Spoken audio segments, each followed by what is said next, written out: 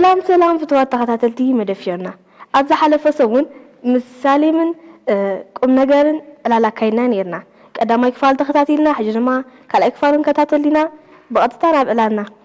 ما من باب متحف وين ما مصنع مواله ህፃናት መባእታ ማእኸላይ ኮሌጅ ካው ዘሎ ግዜ ቀጻል ማለት እዩ ሕጂ ኣብ መዋለ ህፃናት ከለኻ ንኸተጽንዕ ማለት ንኸተንብብ ዕድል ኣይትረክብና በዓል ስድራ ቤትካ በዓሎም እዮም ድሕጉዝኻ ኤቢሲዲ ወላ ካልእ ይምህሩኻ ኣብ መባእታ ምስኣተኻ በዓልኻ ፋሕተርተር ክትብል ትጅምር ኣብ ማእከላይ ደረጃ ምስ በጻሕኻ በቃ በዓልኻ ከተንብብ በዓልኻ ኩል ነገር ክትገብር ትኽእል ኣብ ሃይ ስኩል ምስ በጻሕካ ወይ ድማ ኣብ ካልኣይ ደረጃ ምስ በጻሕካ ግን ኩል ነገር ናባኻ ኾን ማለት ዝተፈላለዩ በዓልኻ ከም ውሳንኻ ተጽንዕ ኩል ነገር ናባኻ እዩ ዝኸውን ሕጂ ንኣኻ ዝምጥኑ መጽሓፍቲ ብኸመይ ከነለሊ ንኽእል ሕጂ እስኻ ኩል ግዜ ከተንብብ ከለኻ ንኽትፈልጥ ኢልካ ከተንብብ ኣለካ እቲ ትፈልጦ ነገር ከኣኒ ምስቲ ዘለኻዮ level of ምስቲ ዘለካ ናይቲ ደረጃ ትምህርቲ ማለት ክትርድኦ ትኽእል ነገር ክኸውን ኣለዎ ዝኾነት መጽሓፍ ንኣብነት ፊክሽን ገለ እንድሕር ኮይኑ ኩሉ ግዜ በቲ ድሕሪት እንታይ ጸንሐና ሳማሪ ዝኾነ ብዛዕባ ቲም ብዛዕባ ናይታ መጽሓፍሲ ብዛዕባ እንታይ ምዃና እቲ ስቶሪ እንታይ ከም ድኾነ እንታይ ከም ዘጋጥም ኣብ መወዳእታ ኸኣ ከመይ ከም ትውዳእ ይጸንሐና ማለት ሕጂ ካብ ትምህርቲ ወፃእ ዝኾኑ መጽሓፍቲ ከም በዓል ፊክሽን ወይ ድማ ካልእ ፍልስፍና ክኸውን ይኽእል ገለ ሓደ ትናትካ ዝምባለ ትናትካ ኢንሻአላ ድሌታትካ ካብ ትምህርቲ ወፃእስ ትብህጎም ነገራት ወይ ድማ ትደልዮም ነገራት ንኣብነት ስኻ ናይ ሙዚቃ ሰብ ትኸውን ሕጂ እቲ ስቶሪ ብዛዕባ ሓደ ሙዚቀኛ ዘሕልፎ ህይወት ገለገለ እንድሕር ኮይኑ ግድን እዩ እንታይ ክገብረካ ክስሕበካ እዩ ማለት እዩ ግን እንታይ ክትጥንቀቕ ኣለካ እቲ ዘሎ ትሕዝቶ ምስትናትካ ለቨል ምስትናትካ ደረጃ ርድኢትን የድልይካ ዲኻ ትፍልጠት ታ ስቶሪ ኣብ መወዳእታ ኣንቢብካስ እንታይ ኻ ክትምሃር እሱ ኣብ ግምት ክተእቱለካ ካልእ ኸኣኒ ብዝያዳ ምንባብ ኢኻ ኸኣኒ ዝጠቕሙኻን ዘይጠቕሙኻን መጽሓፍቲ ትፈልጥ ማለት እዩ ሓደ ተምሃራይሲ ኣብ ላይብረሪ እቱ ኢሉስ ርእዩ ኣቢሉስ እዚኣ ትኾነኒ እያ ክኸውን ኣይክእልኒ እንታይ ደኣ ናብቲ ላይብረሪ ዝመላለስ መጽሓፍቲ ብዙሕ ዘንበበ ገለ እንተ ደኣ ኮይኑ ግን እቶም ዘድልይዎን እቶም ዘይጠቕምዎን ከለሊ ይኽእል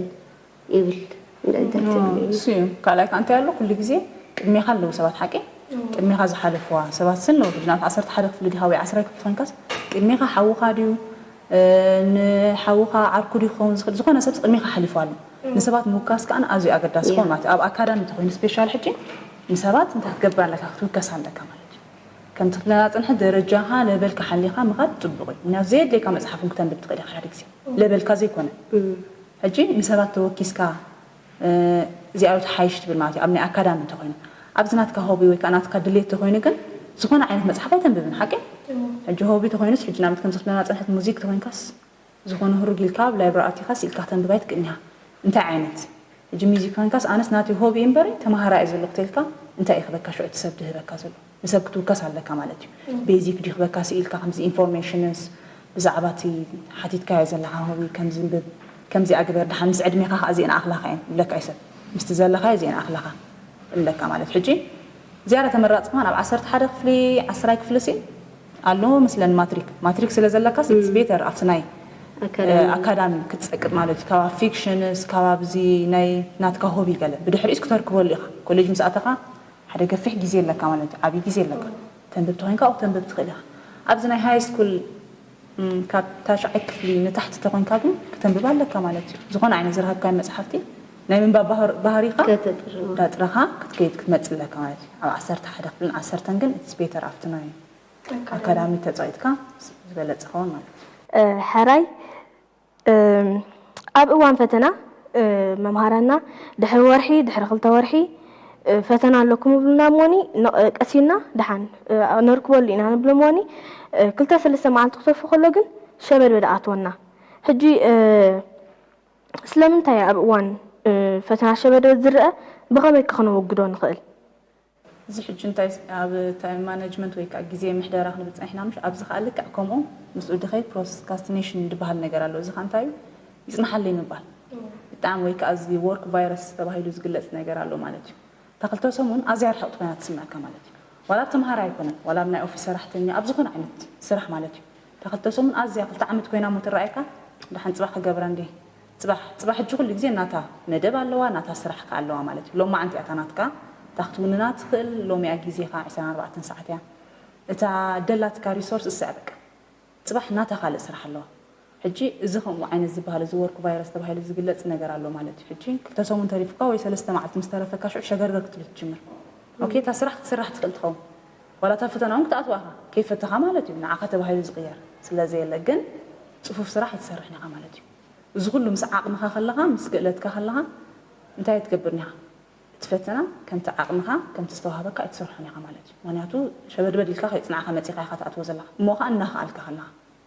أبز حتى ما هروح جي كم إيه الرأي مالتي بس كل خيلاتهم كله بسانكي صباح ديك 3 ساعات بحجي تسوون بقى جناندي عايزنا عندي خولا عايزنا عندي هاتلك جناندي زل تسوون قلب تسوون قل نورمال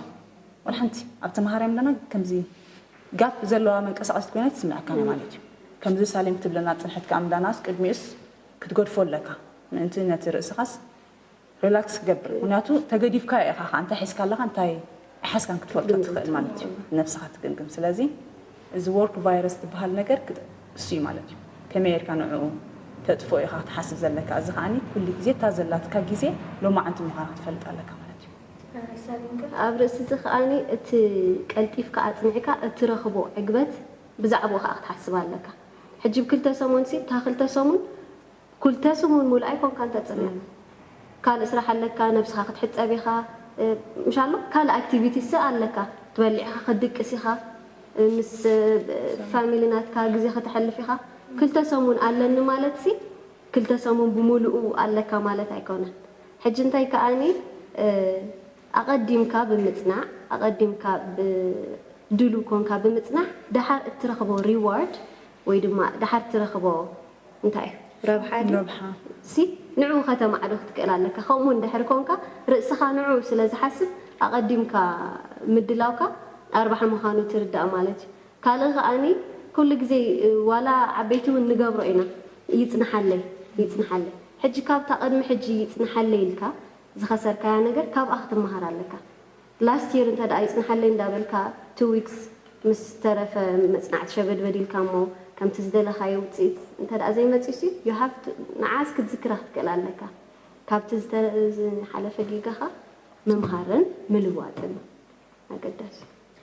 امبارسوا تهاتلتي مدفيرنا مثالي من مسكم نجنزلنا على الجنا عزاز منزلنا لو ما عنتجن أبز أهلنا أبز مقسم ساسك فالكن كتاتلنا فاشعوجن تشاو